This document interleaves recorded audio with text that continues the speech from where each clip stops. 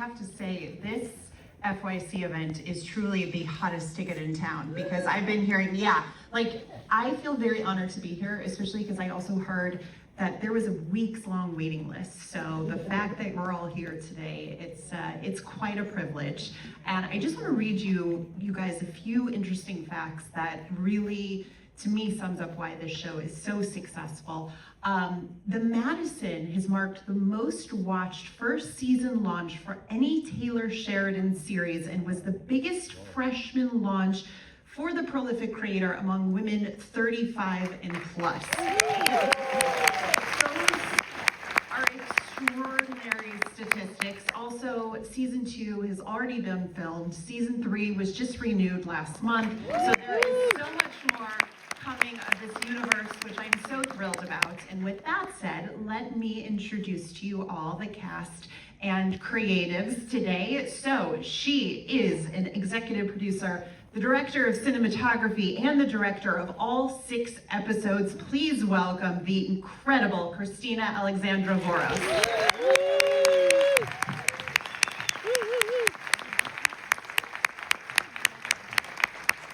Also with my favorite new dress that I'm like, now I have to buy. It's so good. Okay.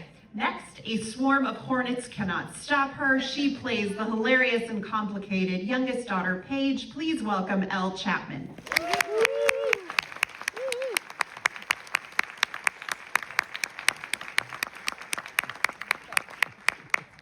Next, she plays a mom of 2 daughters who loves to show the men of Montana how it is done as eldest daughter, Abby. Please welcome Beau Garrett.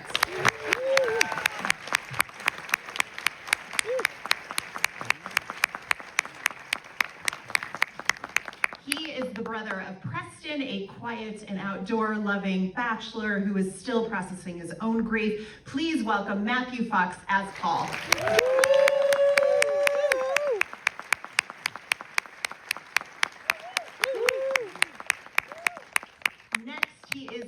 Husband and very successful businessman who is more at home in Montana than in his New York City penthouse. He plays Preston Clyburn. He is also an executive producer. Please welcome the iconic Kurt Russell.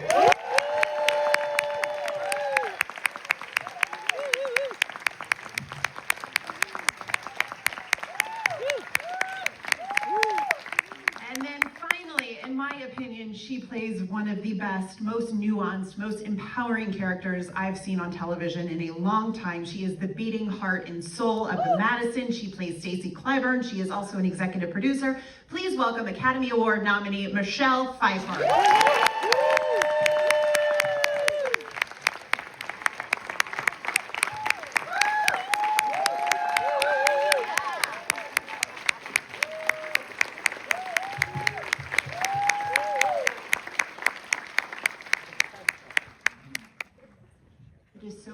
To have you guys here. I brought my Stacy Clyburn, or I should say Preston Clyburn jacket that Paramount sent me from the show, so I feel like I should put this on to... Is it actually the show? No, it's not the jacket, it's like a replica, but it was very nice, and they sent it, and I've been sweating, so now you can't see the sweat stains if I put it on, so all good. I was just reading to the audience some of the incredible numbers and statistics for the Madison's first season, and I was curious, whoever wants to jump in first, what does that say to you about the kind of material that viewers want to see a story like this and why it has resonated so much?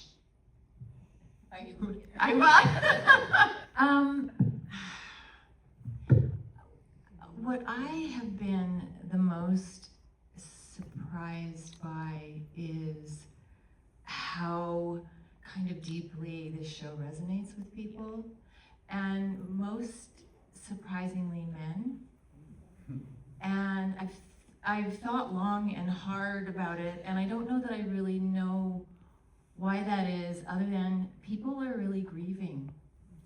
And I think grief comes in all different forms, and I think it's given people an opportunity to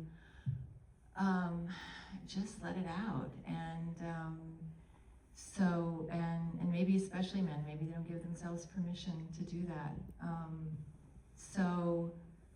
I think it feels authentic, and I think everyone to some degree knows what it means to grieve, to have loss, whether it's a home or a family job, or, you know, there's lots of different ways. So I don't know, that's just my take on it. I think you're absolutely right. Kurt, have you heard that, by the way, from a lot of men, that the series has also resonated with them?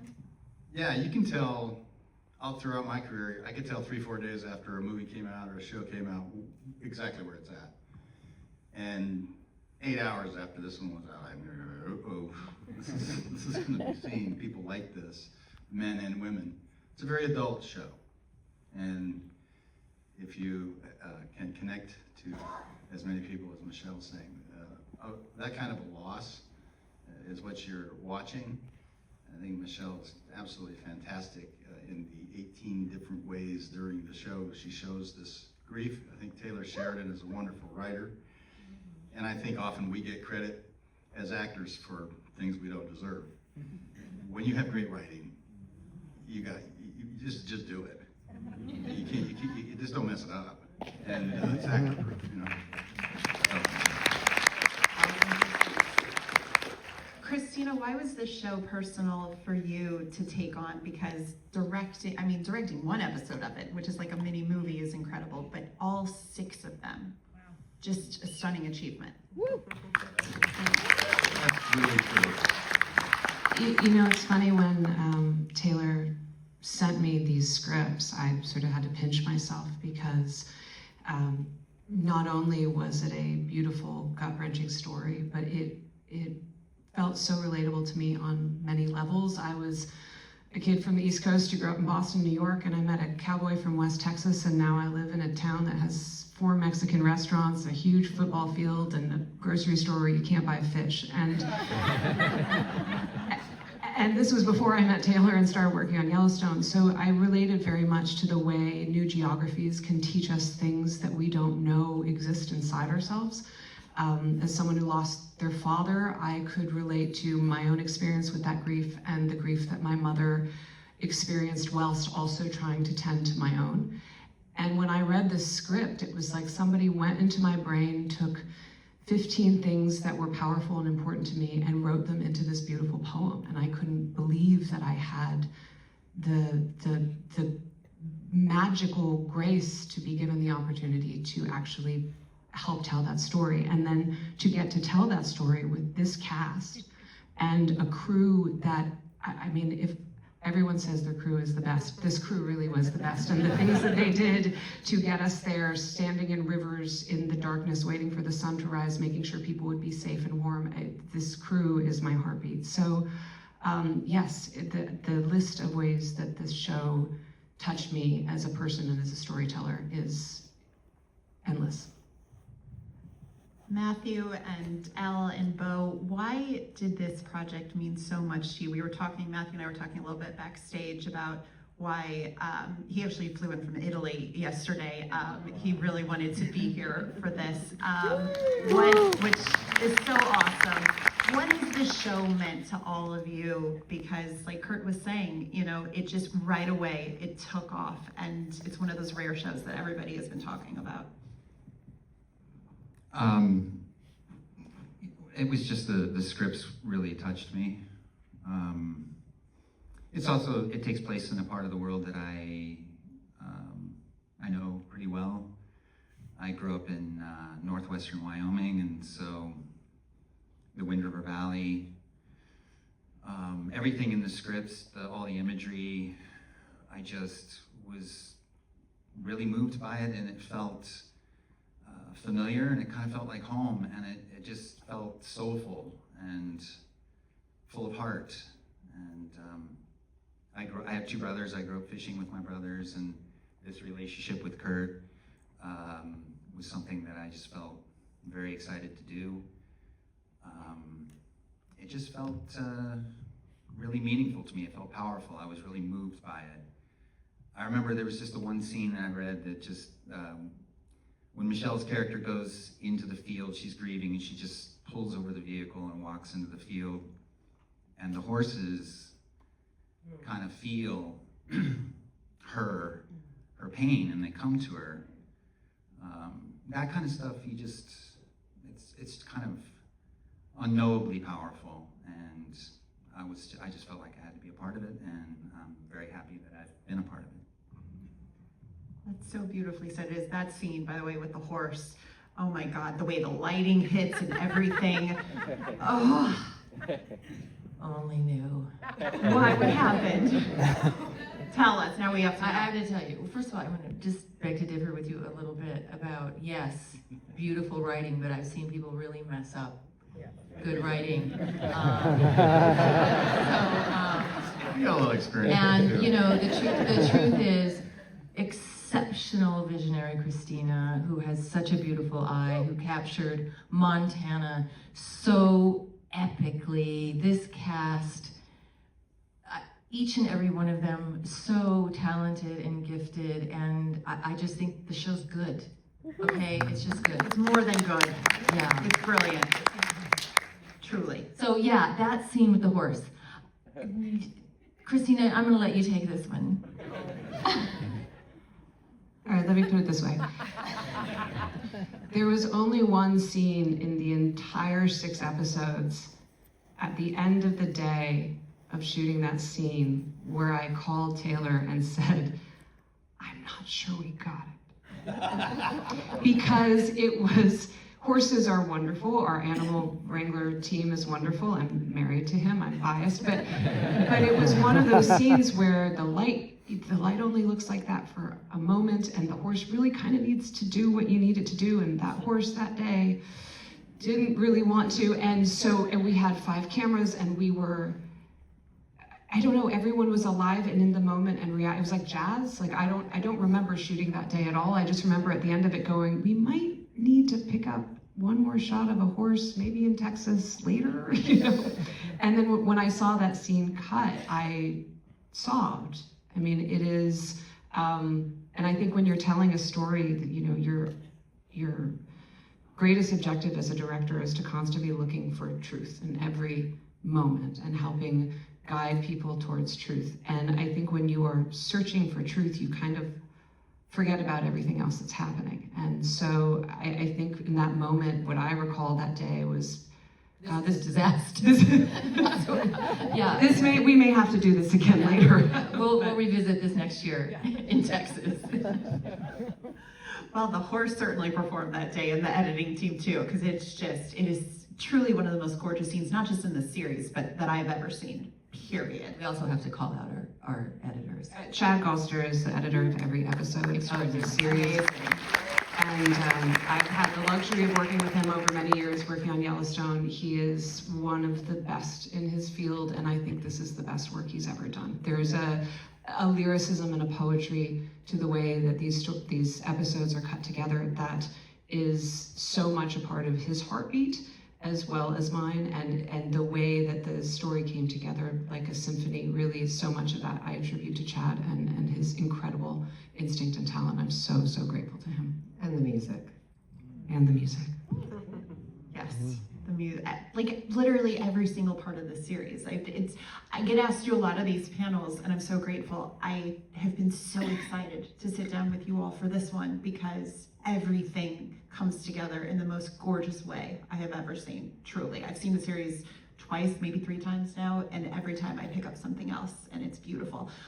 So with that said, we're gonna jump into some clips that we're gonna play and then have you guys talk about them, some great scenes that have been chosen for today. And in the first clip, we are going to watch a flashback scene of our favorite couple, Stacy and Preston, in New York City before their world is sadly turned upside down. So From that to that expression, that's good editing. And it's also great acting. Something that I found so astonishing is that, Michelle, you signed on to the project without having read a script. Kurt, you had a conflict at first. You did not begin filming your scenes until season 2. Well, my conflict was I was working on another show. Right, yes, sorry. It wasn't a conflict with anything else. I didn't know if I could say the name of the show on a panel here, but you were working on another show, so you didn't come on until they were filming season 2 to shoot this. Kind of a leap of faith in the best way possible. What made you say yes without seeing a script and without even knowing for sure that you were gonna have Kurt as your partner? Well, I mean, you know, it's Taylor Sheridan. And he has an amazing track record. I'd been wanting to do something in television for actually a long time.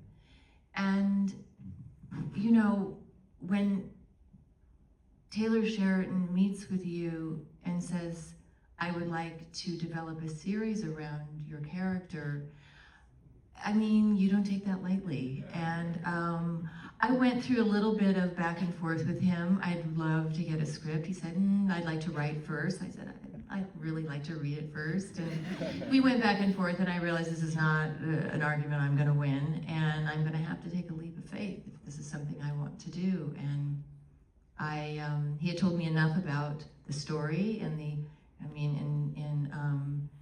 in a real kind of bare bones kind of way. But I don't know, maybe it was the tequila. I like the honesty. Kurt, what do you love about the relationship between Preston and Stacy? We saw such a sweet moment there in the bathtub scene, but what does this relationship mean to you to see it on screen? Something that doesn't have a lot of drama, and it's love and respect. Why did that stand out to you? Well, you know, it's going to be like a broken record here. It's tested out because of the way it was written. And I was talking to Taylor. We were having conversations a couple years back about doing something together, and this was the one that came along and was like, oh, that's great. And I read the 4 scripts, and I said, well, Michelle's perfect. She's going to kill that. And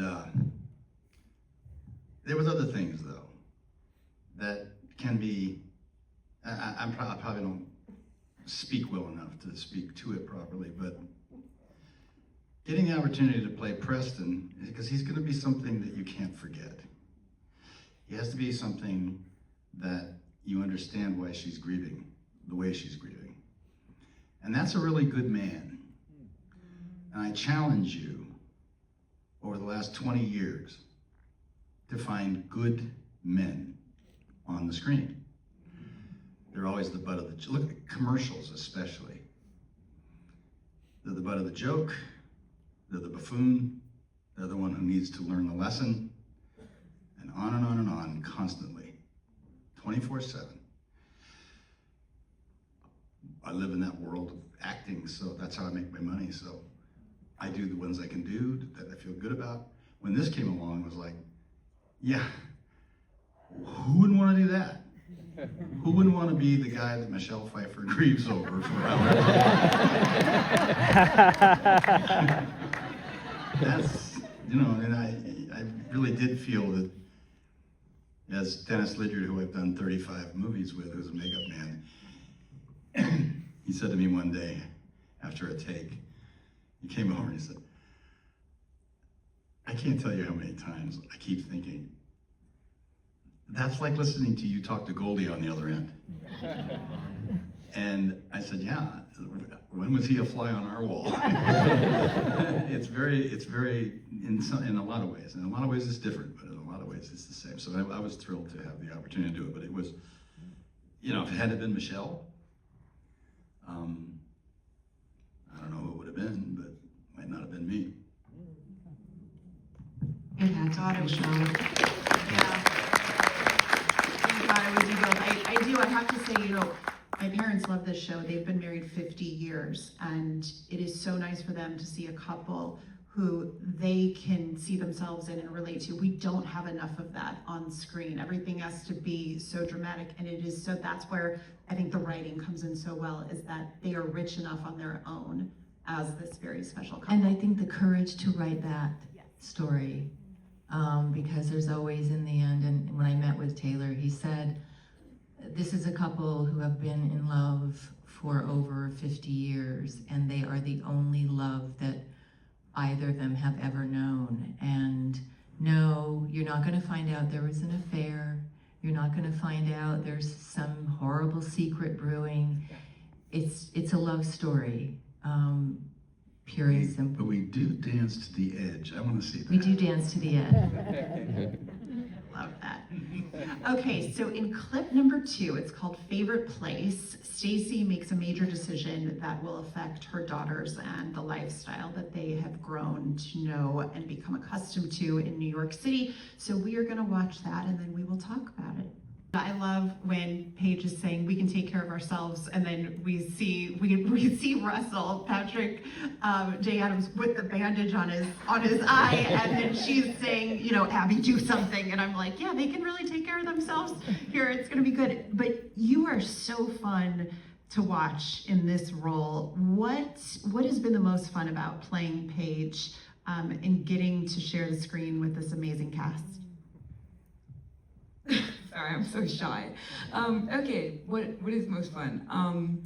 I think working with everyone. We have such an amazing ensemble cast, and we have an incredible director and crew, and Patrick Adams and I found so many fun moments, well, on and off screen. He's just hilarious, but he is so funny as Russell.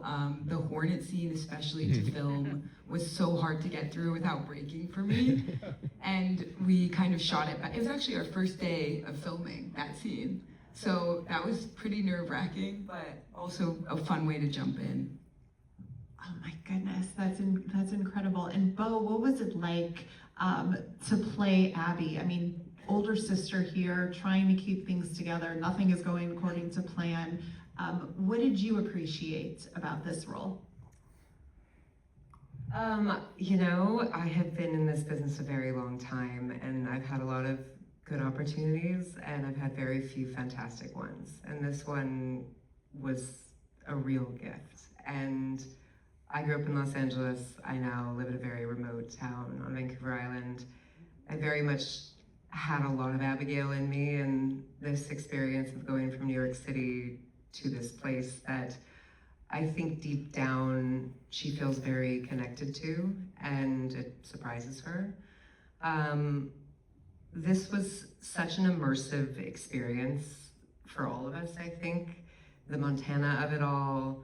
I had a 1-year-old at the time, so, you know, that was insane. The sacrifice of leaving her in the morning and not seeing her before she went down for bedtime and pouring your heart into this story that you believe so much in, but you know, we shot 2 seasons before we saw anything, so we just hoped, I think we all knew and believed that we created something so insanely special.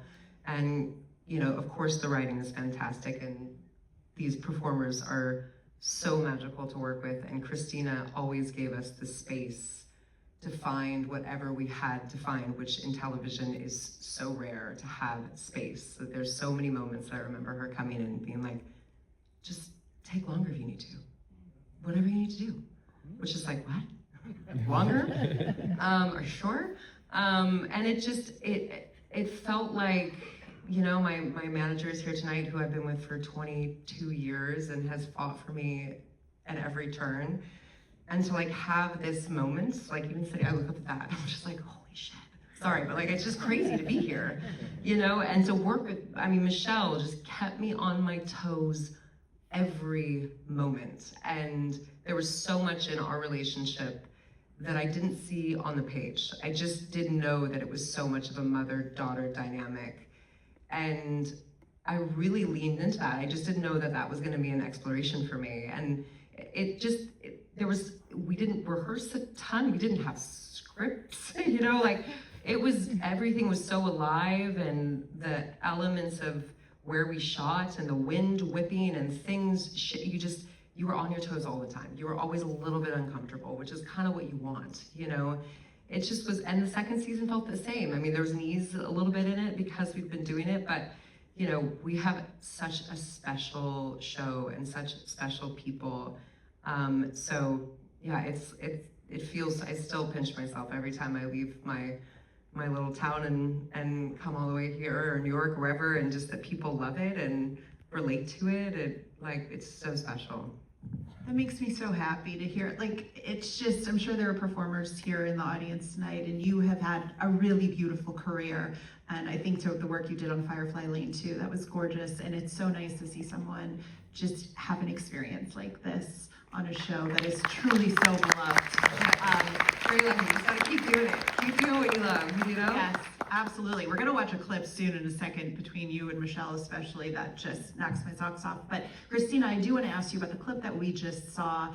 I find it so, like, of course you can do this because it's you, but we see the expansiveness of Montana as Stacy is taking the family to show them the land there. And yet the scene feels so intimate when we're talking with this family. How do you create that world where Montana is another character and we see this beautiful landscape and then we get right to the heart of what they're experiencing, and it is, you're just looking right into the soul of through their eyes. How do you do that so beautifully? There's a lot of thought put in the beginning as to how to treat Montana as the character it is in the story. Taylor writes location as character all the time. It's very much a part of the DNA of his storytelling. And what I have taken from my experience of being a city kid and turning into a country mouse is there's something that happens when you go out into the expanse of nature. Two things that happen. One, you feel very small and very insignificant. And two, you feel incredibly connected. And both things are possible, and both things are real, and both things were very important to this story. And so I was constantly looking for ways, wearing my cinematography hat, of creating both that intimacy and the aloneness, and toggling back and forth between them in a way that didn't feel disruptive, but felt true. And so we did that with going really, really wide and then going very, very long on lenses. And I actually got a question that, do you feel like when lenses are long and far away, you're physically, emotionally, you feel further away from the characters? Sometimes yes, but I think what we did in this is when you isolate someone and everything behind them falls off and is soft and your focus is on their eye or their tear or their smile, you feel incredibly close to what they are feeling, and you feel what they are feeling for each other in a different way. And so that was always, that counterpoint was always part of what we were trying to achieve in telling the story. This is going to become a TED Talk because I am I'm so impressed with you. Okay, so our third clip, which I love it, is called Spoiled Bitches. We see this family struggle to acclimate to a very different way of life, and there is a lot of humor that surfaces as a result. So let's take a look, and then we are going to talk about it. But this was the scene I was referring to between Michelle and Beau. That's so fun to watch.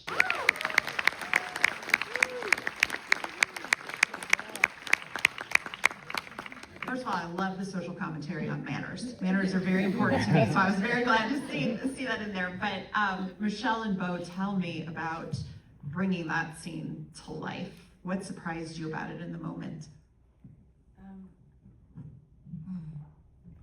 I feel like, did we shoot that early on? Yeah, very early on. I think they And first think about those together. the sun was setting, so we had very little time to shoot it, and and it was many long masters on a Steadicam, and that's where, boy, do you need a good cameraman when you're doing these scenes. And boy, you know what you don't want is getting to that place you need to get to, and ooh, sorry, it was out of focus. Never once did that happen on this show.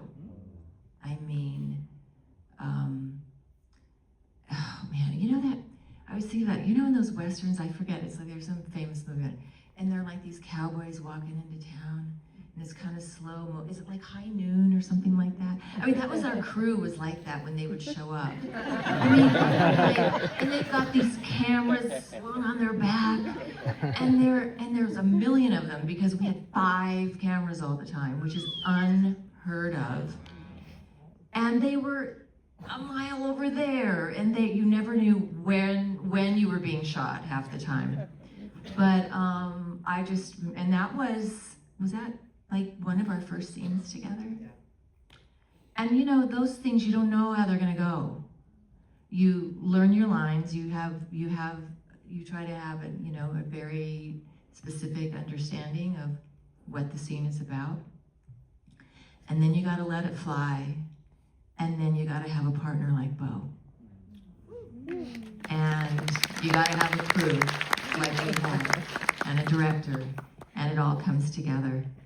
And that feels real good when that happens. It's not always the case. But what does that mean to you to hear something like that?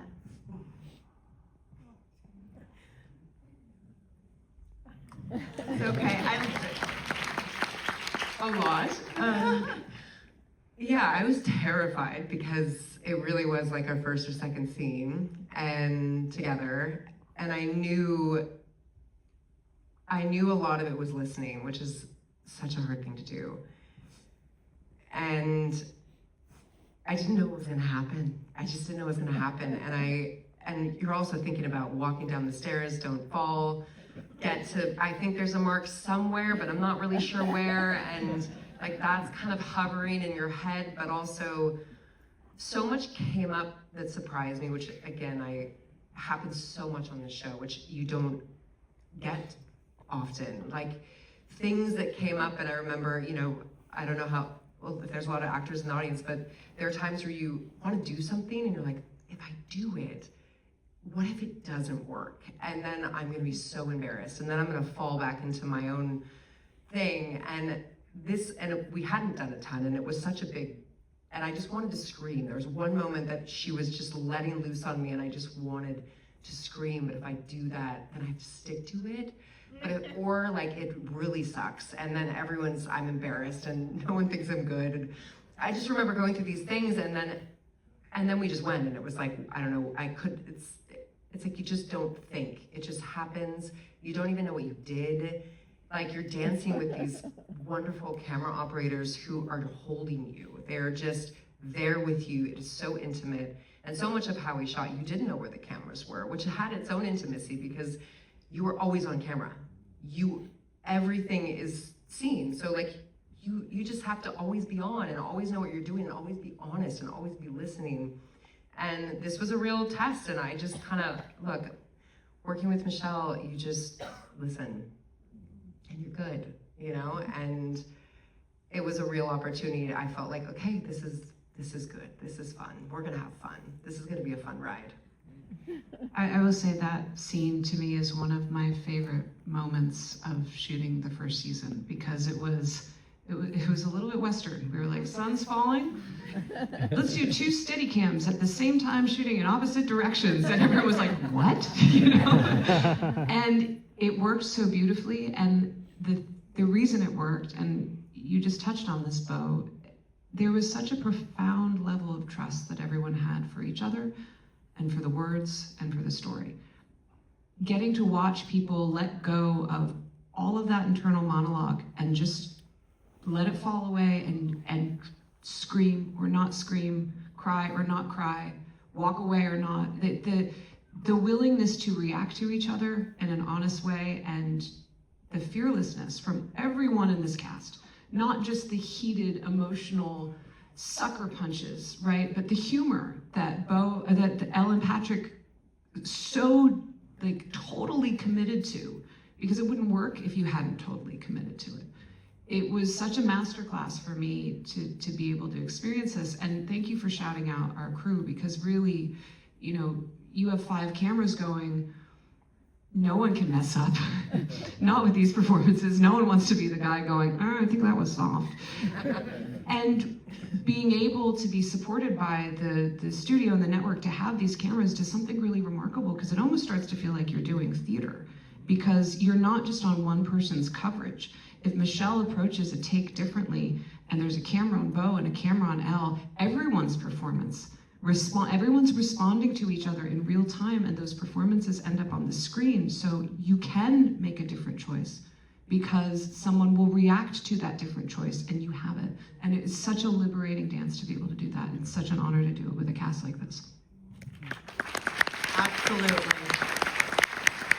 Elle, I know you're shy, but I do want to ask you, because you you're just phenomenal in this role, and it's so fun to see the dynamic between you and Michelle, and then you and Beau, and you and Patrick, but also, you know, there's that sibling rivalry and how you and Beau just bounce off of each other. I was thinking we're not going to see the clip of the fight that you guys get into, but a scene like that, again, I'm imagining a lot of that was just feel it out and see what happens, maybe?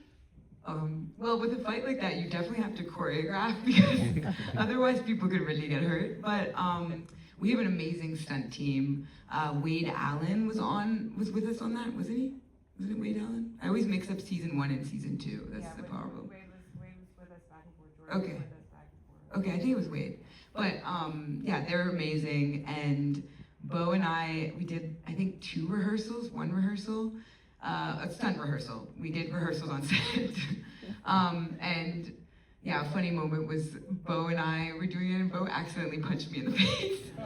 And we became like real sisters there. It wasn't like, it was like a nick, like I had a tiny cut. But I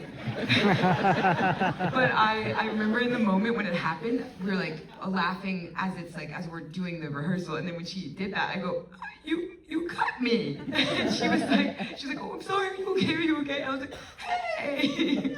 And I feel like I became like a little kid, like Paige. I was like, whoa, this is getting too real. But yeah, I mean, it's always so fun to film scenes with, this is so weird, by the way. I've never like talked to this many people.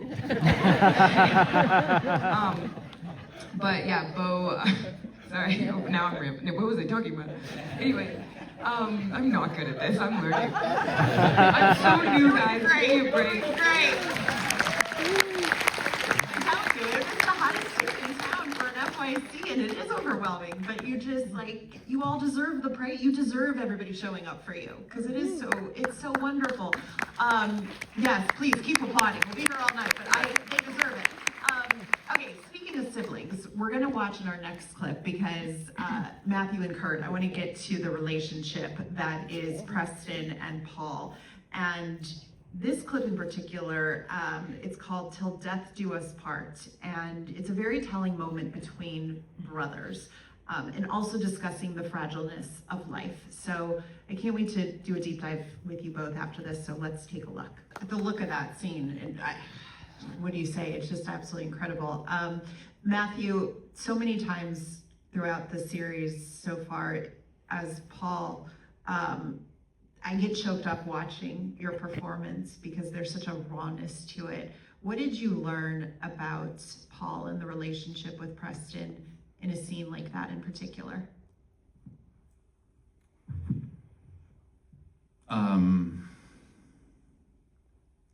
I just think that, you know, it's kind of like how, it just felt very honest to me about how brothers would try to be there for each other. And I think we just, you know, I think Kurt and I kind of understood that from the very beginning. You know, I do have 2 brothers, and I don't know, there's just something about the way that those relationships are and how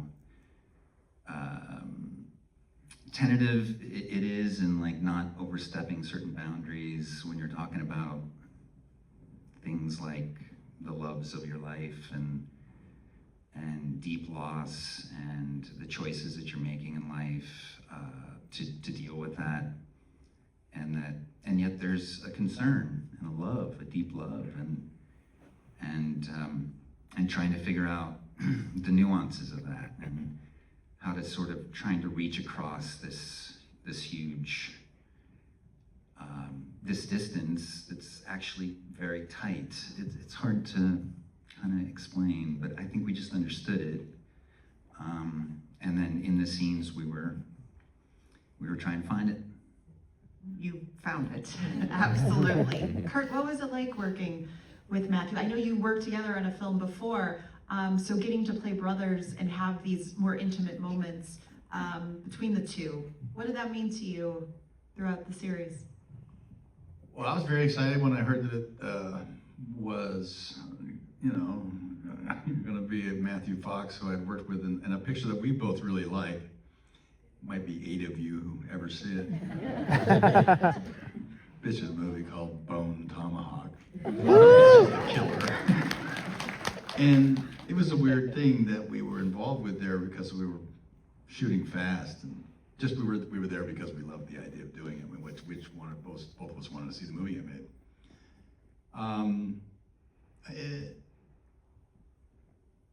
It was just really exciting for me in that regard because I only work with Michelle and Matthew. I don't know if I ever will work with any of these guys. And it was like, that's my world. And that becomes part of a dialogue later on. Preston's biggest concern is his brother. I think it's completely different than the love he has for Stacy, but it's a very different one. And I say this because that's what Taylor Sheridan wrote. There's nothing else to play but what he wrote. It was like, do you get it? Yeah, let's go do it. Now, both he and I live a life that makes it easy for me to say that. This is not, it's not something we don't understand. He's a really good fly fisherman. I got a son who's a really great fly fisherman. I'm okay. That was just right. His younger brother, and he's very successful. He's probably more successful than Preston, but he opted out 20 years ago. And I think that is a pervading notion with Preston, and I would assume that's what Taylor would say. It's difficult to talk about this stuff. It's all Taylor Sheridan, guys. If he writes it, you do it. Do you know what's phenomenal about this show? It's the first time it's ever happened in my life. That's 65 years, so I got some cred there. This is the first. I've done 12 episodes. That's like, they're all an hour long. That's like 6 movies. I've never done anything that I can remember where there was no fucking blue pages. 0. You read it, that's what it's gonna be. Guys, that doesn't happen. It's incredibly hard to understand how impossible that is that you're ever gonna experience that. So when we get to work together, you read it, you go, I had a hard time getting through every script. When we talk about men and women enjoying this, I said if there's any guys out there that think the way I do, they're gonna be crying their eyes out half the time. And unabashedly so, because it's the kind of thing that makes you really feel something. This is a visceral industry, it's not an intellectual one. You have to be aware of your intellectual capacity to be able to get to the visceral, but it's what you're gonna feel that matters. And he writes things that, yeah, it's not easy. Again, for Michelle, it's there, but day after day after day, can you get there? Can you get there? Can you just kind of let that happen? And then to what degree and all that stuff. But it's a big ask. For us, it was a fun ask. We had a great time in the river. We just had a good time. I love that. You perfectly set up the next clip, by the way, both in terms of the writing. It's between Stacy and her best friend, Lily, and it's one of my favorite scenes. And again, it just shows another layer of Michelle Pfeiffer's incredible performance that I cannot get over. This one is called I Own Land, and it's after Lily has flown in from New York City to support her friend in need. So let's take a look at that. I just love that line. My job isn't what to tell you what to do, it's to help you do it. And it's dialogue like that I'm like, this is what we need more of between friends. Tell me, Michelle, I can't imagine what it was like to live in this kind of grief in every single episode. How did you prep and how did you get through that when you're being asked to do something so heavy every day?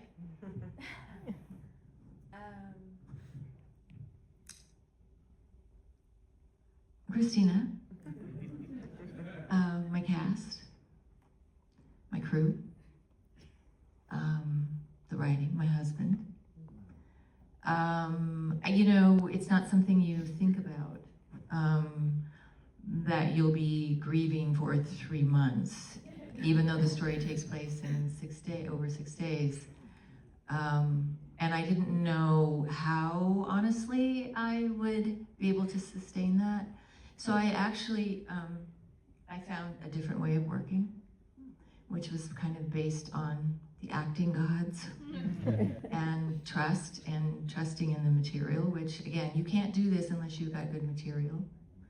And you have actors who are going to be ready to hit back anything that you throw at them, and you have camera operators who are gonna catch whatever it is. And the one thing is you know, look, I don't cry when I'm supposed to cry. I cry when I'm not supposed to, and I